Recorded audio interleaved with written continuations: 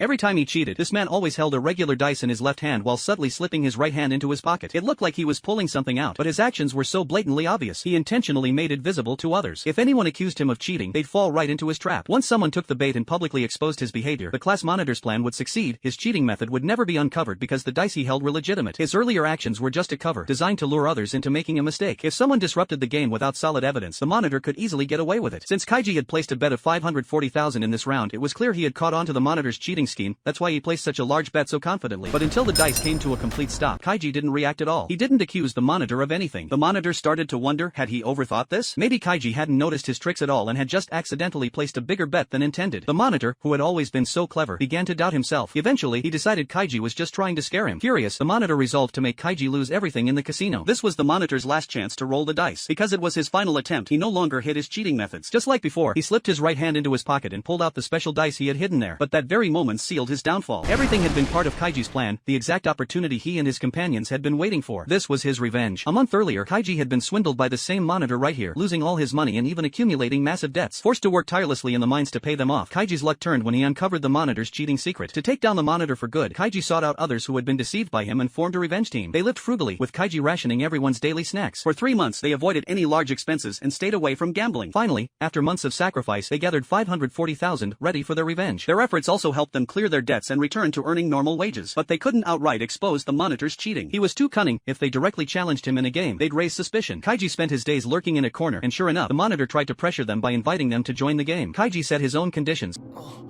いいのかよ。俺が行くとなったら遊びじゃなくなる。張らせてもらうぜ。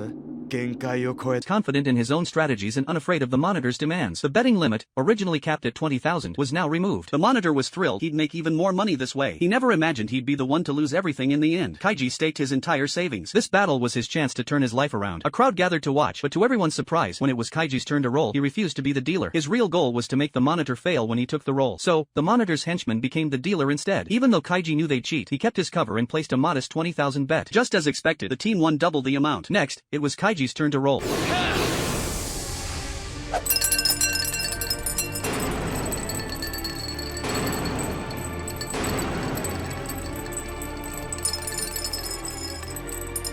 He rolled a 2, drawing laughter from the crowd, who assumed he was no match. But in the second round, Kaiji placed a 1,000 bet. This time, the monitor's henchman didn't cheat, and Kaiji won. The crowd soon lost interest and drifted away.